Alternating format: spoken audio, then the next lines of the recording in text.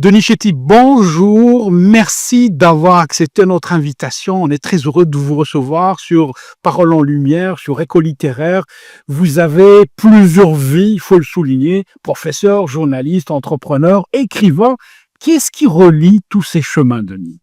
Donc, c'est d'abord l'histoire d'une passion pour les origines du côté de mon père, puisque je suis binational, né en France, de mère française.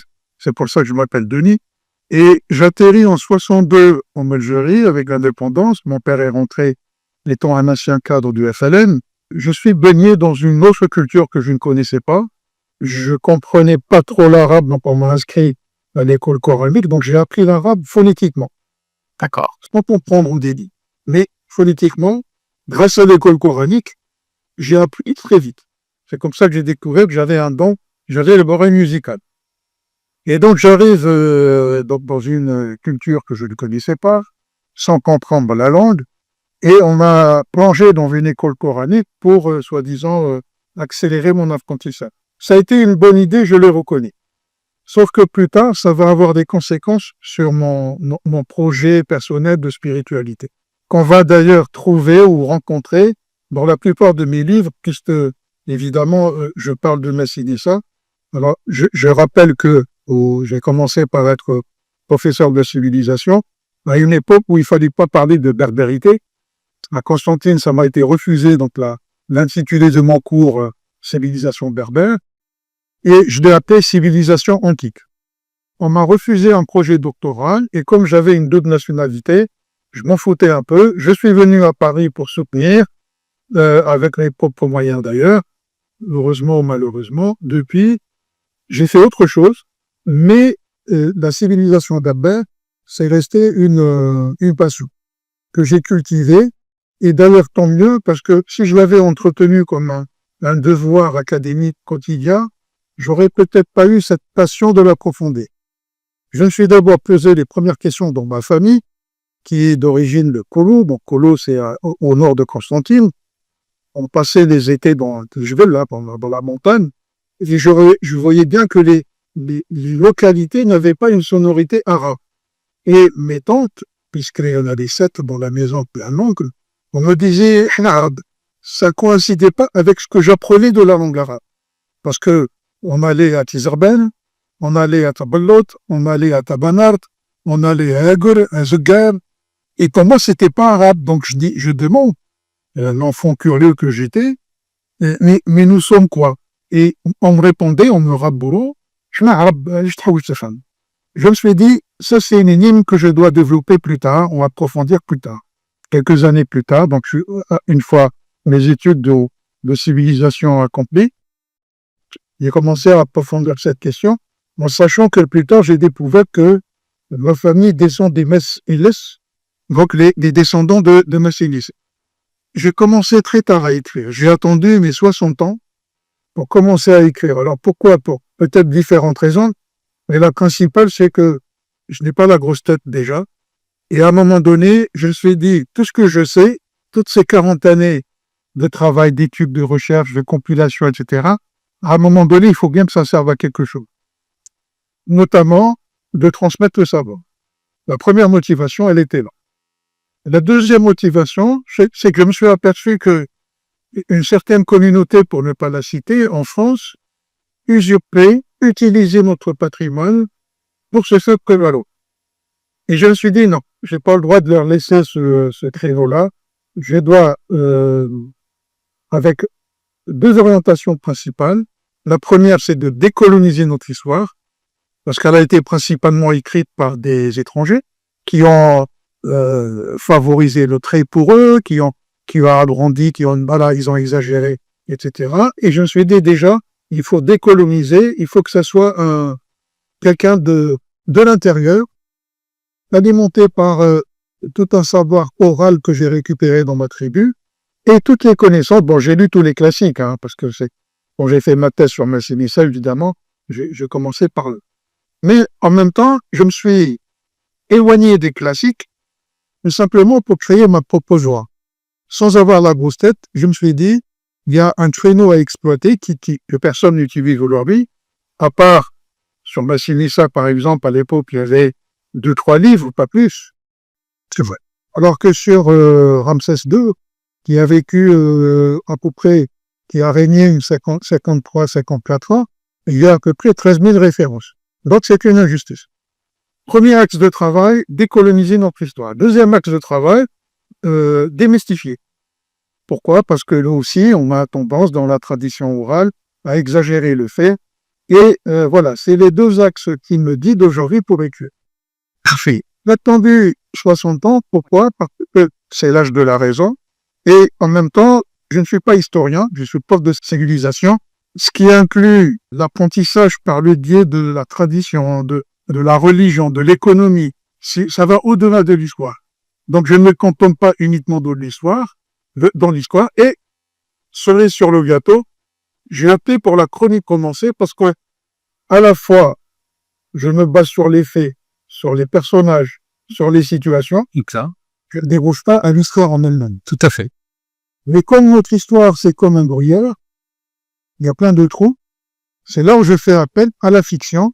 Mais attention, il faut qu'on s'entende que sur les 40 années de travail, elles sont devenues une création, j'ai cultivé une intuition qui approche la vérité. C'est pas la vérité, bien entendu, ça reste une hypothèse que je propose. Quand je lis des faits, quand je crée des personnages, par exemple, il fallait bien inventer la grand-mère, la tante, le cousin, etc. Donc ça, évidemment, c'est des personnages qui sont fictifs, mais qui forcément ont dû exister et que je fais revivre. Et qui apporte un plus. Et ma prochaine question, Denis, va directement dans ça, justement. Tu le dis à l'instant, 40 ans d'études, de recherche de l'histoire antique berbère. Moi, je me disais, et beaucoup se poseront certainement la question, qu'est-ce qui vous fascine le plus dans cette période? Pourquoi un tel intérêt?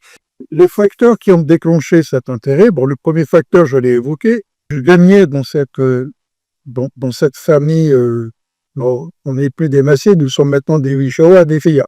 Nous sommes des Chavis de la côte, de la côte du nord de l'ancienne Massilie. Donc il y a un intérêt particulier par rapport à mon ethnie. Le deuxième intérêt, c'est qu'à un moment donné, comme j'ai toujours été alternativement un enseignant, il fallait que je puisse transmettre à des potentiels aux étudiants une partie de ce savoir, mais sous une forme ludique, pas seulement jouer pour un livre d'histoire, parce que les livres d'histoire, ça m'intéressait pas trop, mais plutôt transmettre quelque chose comme une bande dessinée. Donc, j'ai commencé parce que la structure, je l'ai. C'est presque en base, l'ossature de l'histoire, elle est là. Je me suis créé une chronologie, mais année par année. C'est-à-dire, j'ai commencé par 1400 avant Jésus-Christ. Bon. Là, j'étais pas sur des périodes annuelles, mais plutôt sur des décades. Quand je suis arrivé à la naissance de Nasser-Vissa, je suis passé à une chronologie annuelle. Et forcément, d'année en année, j'ai eu juste à suivre la trame pour faire vivre mon personnage. Donc, on voit Massinissa à la naissance, on voit Massinissa en train de partir à Carthage pour faire ses études. Dans un autre roman, on le voit partir soutenir la cause carthaginoise contre les Romains. Ensuite, un accord secret avec Scipion pour importer la guerre en Afrique et déstabiliser le régime carthaginois. Exact. Ensuite, la création de la Numidie unifiée. Donc, il y a 7 chroniques romancées sur Massinissa Alpémo qui retracent sa vie de Papazek. Parfait. Après, Massinissa, c'est un peu moi, évidemment. Je transpose le personnage, il y a toutes mes connaissances personnelles que j'ai eues dans d'autres domaines. J'essaie de régler mes comptes avec notamment la religion, sur l'histoire qui a été créée par des colons, que ça colons ou des étrangers. Ensuite, il y a une trilogie qui suit jusqu'à une trilogie sur l'Europa. Donc c'est une continuité finalement. Avant qu'on s'éloigne de Massinissa, parce que ça m'intrigue beaucoup. Tout à l'heure, on a fait allusion, Massinissa, il a régné un demi-siècle à peu près. On parle de lui comme d'un personnage vraiment phare. Pourtant, on parle très peu de Massinissa, hein, très très peu de Massinissa. J'ai jamais vu une école, un centre important à Alger qui porte ce nom. C'est un témoin majeur de notre histoire. Comment vous expliquez je dirais, ce manque d'intérêt? Il faut revenir peut-être à l'origine pas de l'islamisme, mais de l'arabité qui est venue pour occulter notre berbérité, le peu dîner, et mettre en avant une histoire qui valorise l'islam. Donc c'est pour ça que j'ai choisi de parler d'une période qui n'a rien à voir avec l'islam. Donc il n'y a pas un amalgame. Il n'est pas très connu parce que déjà, et vous l'avez certainement remarqué, il n'y a pas assez de sources, je dirais, fiables pour pouvoir étaler sur le personnage une histoire, qu'elle soit romancée ou pas. Exact. Moi, je trouvais étonnant que, notamment certaines personnalités historiques qui maîtrisent l'histoire en Algérie, répètent le même discours que les discours de Tite-Live, les discours de Paulide, etc. C'est-à-dire que je me suis aperçu qu'il n'y avait pas tellement de changements. On faisait le travail d'un perroquet. Il n'y avait pas un intérêt pour moi à travailler dans ce sens-là. Comprenez que je voulais exploiter une hypothèse nouvelle, une histoire originale, singulière, et en même temps intéresser un plus large public en proposant plutôt une chronique romancée sous forme de roman, plutôt que d'aller d'histoires insipides avec les règles, des sources bibliographiques, etc. Denis, tu l'as dit tout à l'heure, issu d'une lignée berbère du Cap Bougaroun, c'est ça, Bougaroun, voilà. Et ce lien, j'imagine, vous nourrit dans cette écriture, vous légitime amplement. Je ne cherche pas à me légitimer. C'est vrai. La légitimité, je pense que je l'obtiens à travers mes écrits. Il faut me le lire pour comprendre que, déjà, le travail n'est pas un travail de farfelu, parce qu'il y en a en Algérie des farfelus, il y en a quelques-uns, mais plutôt, je ne cherche pas non plus ni la célébrité. C'est pour ça que je rappelle que j'ai attendu mes 60 ans pour commencer à écrire. Parce que à 60 ans, on n'a plus la grosse tête. Et en même temps, on voit venir les flatteurs de très loin. C'est vrai. C'est là, généralement, on maîtrise. Alors, vu mes années de journalisme, j'ai commencé à maîtriser un style et les amis me disaient, bon, je savais pas ce que c'était un style. On me disait tout le temps, je faisais des chroniques dans le journalisme, et notamment des chroniques sur le patrimoine algérien, patrimoine historique et culturel. C'était des chroniques parlées, écrites? Écrites. Alors, les premières chroniques, c'était dans l'Écho d'Algérie. Ensuite, j'ai avec mon ami Habib Bouacheda, Allah yarhameh, on a initié Desbladé, à l'intérieur de laquelle j'avais les 2 pages du milieu où j'exposais un patrimoine historique algérien et je faisais la critique, l'analyse, etc. Parfait. La durée quelques années. Donc, j'ai un style que j'ai travaillé par le journalisme et je suis venu à la chronique romancée tout simplement par un jeu assez subtil, c'est-à-dire la création des bulles, comme une BD. En fait, pour sortir gelé, il fallait juste que je rende animé, et apparemment, it's successful. Tant mieux, tant mieux. Parce que tu as utilisé le bon procédé, j'imagine. Tout à l'heure, Denis, ça m'a un petit peu titillé quand tu as parlé de décoloniser notre histoire, parce que c'est très important, et c'est à juste titre. Chaque fois que je cherche un point de détail de notre histoire, je trouve toujours un personnage où l'auteur, l'historien est un étranger, est un Français en l'occurrence. Il y en a beaucoup qui ont écrit sur nous, et très peu de nous-mêmes qui ont puisé dans ça, peut-être un peu moins. J'ai la chance d'avoir beaucoup lu sur Mouloud Mamri. Quand il est parti dans le sud, il a ramené une richesse incroyable, autant de dictants, de coutumes, d'us, de paroles, d'expressions. Ça enrichit tellement. Et Fajaronf d'El Mouloud, la conjugaison, a apporté énormément de richesse. Mais décoloniser notre histoire, la libérer de ces fioritures, parce que c'est important aussi, il faut l'épurer, fioritures idéologiques. Selon vous, est-ce qu'on est en paix avec nous-mêmes? Est-ce qu'on a trouvé notre histoire, notre sillon?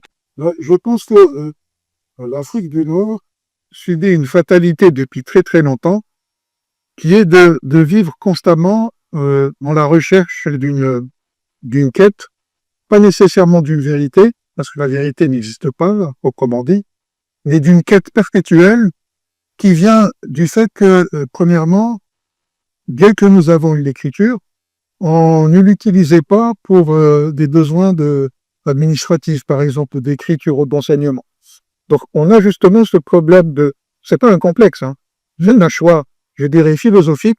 Pourquoi? Parce que nos enseignants, et ça c'est dans mon troisième roman qui s'appelle Le Codex Aelimas, nous avions une écriture, ça c'est attesté par des découvertes récentes. Le Tifinagh existe depuis pas des milliers d'années, mais mille et quelques années. Mais on ne l'utilisait que dans le cadre du sacré. Oui. Pour codifier nos lois, la transmission amniatique par exemple, ou alors les mariages, les divorces, etc. Exact. Ça, c'est plus codifié. Par contre, nos anciens berbères pensaient que à partir du moment où on écrivait quelque chose, ça devenait une vérité et que cette vérité, comme elle n'existe pas, c'était un sacrilège de l'écrire. Ça, c'est mon point de vue que je développe basant de Nelly. Parfait. Il y a une question de legs, Denis. Là, tu en fais partie parce que tu nous as donné des livres tellement importants, tellement riches que nous devons y puiser à chaque fois comme source. Et ça, on le laisse pour les générations à venir. J'aime beaucoup cette espèce de passage vers les générations qui viennent. Et en parlant des jeunes, justement, la jeune génération, comment, à ton avis, on peut transmettre ce legs? Comment on peut le lui donner pour qu'il ne soit pas éloigné de ses racines? Et ben forcément, ça pose le cadre de l'éducation, je dirais, nationale. Donc le programme scolaire, l'éducation nationale. Il y a une tentative en ce moment qui est faite par une amie qui est inspecteur de français dans la wilaya de Saïda, la discussion avec des élèves. Je trouve ça formidable. C'est-à-dire, ma sensibilisation doit passer par des initiatives comme ça personnelles, ou alors, à l'échelle nationale, il faudrait que le ministère de la Culture ou de l'enseignement puisse décréter. Mais là, je dirais que c'est peut-être un rêve un peu trop éloigné pour moi, parce que retravailler le livre scolaire en Algérie, c'est quelque chose de global, c'est uniquement au niveau de l'histoire. Mais pourquoi pas? Il faudrait qu'on introduise la vie de la Célissa Dans les manuels, dans les ouvrages. Ouais. Pour le sensibiliser du fait que... alors, pour l'anecdote, pourquoi on m'avait refusé mon travail de doctorat à l'époque? Je suis passé devant, à Constantine, hein, je suis passé devant une commission de post-graduation où il y avait une personne qui était universitaire. Parce que quand ça touche l'histoire, ça touche aussi et la région militaire, et les services secrets, et les partis politiques, et la wilaya, etc. Donc je suis retrouvé avec des personnes qui m'ont tout simplement posé une question en me disant, mais ça veut dire que monsieur, vous allez enseigner à nos étudiants que pendant 6 siècles, on a été chrétien. Je dis, c'est une évidence. Je ne vais pas faire l'apologie du christianisme. Tout à fait. Je transmets une information qui est, d'ailleurs, ils vont la découvrir même sans moi. Oui. Il suffit d'être curieux, moi je l'ai été. Voilà. Tout comme chacun peut l'être pour trouver cela. Mais on revient à un dénominateur commun, Denis, c'est l'école. L'école, elle est capitale dans le fait de se réapproprier son identité, son appartenance. Il nous reste pas beaucoup de temps, Denis, mais je voulais quand même parler de un message que tu pourrais peut-être transmettre à nos lecteurs, à nos auditeurs, téléspectateurs. Qu'est-ce qu'ils vont retenir, à ton avis, de cette fresque sur la Numidie que vous nous donnez et sur le monde berbère? Qu'est-ce qu'ils vont retenir et vous espérez qu'ils retiennent surtout? Ce n'est pas une question de fierté. Il n'y a pas de quoi être fier d'être berbère ou d'être ceci et cela. C'est une nécessité absolue pour l'éveil de l'esprit de chacun. C'est un parcours initiatique que chacun devrait faire pour se retrouver par rapport à ses sources, ses origines et son histoire. C'est plutôt un devoir pour approfondir ses connaissances et éclairer son esprit pour ne pas être à la fois un fait et se laisser aller à ce qu'on appelle, c'est pour ça que je parle de démystifier notre histoire, ne pas se laisser aller à des mythes. Exact. Et je suis berbère, ça te suffit largement. Absolument. OK. Quand on me dit, on comprend qu'à travers ça, je souhaiterais, quand je dis décoloniser, c'est-à-dire il y a une lutte anticoloniale qui se fait à travers mon écriture pour faire prendre conscience aux berbères que de Siwa jusqu'aux îles Canaries, Exact. Tout à fait. il a cette raison-là, autour de la question, pourquoi tous les colonisateurs de tout bord, et je dis de tout bord, ont essayé de nous séparer, de nous diviser, pour nous affaiblir. Mais c'est le vieil adage, Denis, Sepp divise, tu règnes, divise, tu règnes. Mais moi, mes aïeux m'ont appris très jeune qu'il faut, dis-moi d'où tu viens, et je te dirai où tu iras. Denis, ton dernier mot, le temps nous bouscule. Un dernier mot vraiment. Déjà, je te remercie vivement. Un plaisir. Remercie tes lecteurs. Et vous savez que j'ai une page Facebook qui est assez active. J'ai aussi un site internet qu'on peut visiter sur Denis écrivain, Denis Chétier écrivain. Parfait, on va le mettre en légende, exact. Voilà, j'ai mis tous mes bouquins. Actuellement, je suis en train de finir un travail sur Juba premier. Voilà, il va être fini. Et je suis aussi là, pareil, j'ai le 1er et le 2 novembre. Donc, ceux qui viennent pour rencontrer. Magnifique. Un endroit en particulier?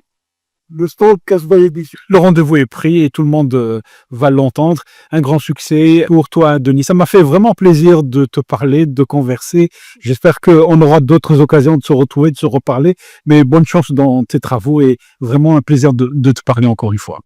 Merci bien et à très bientôt, j'espère.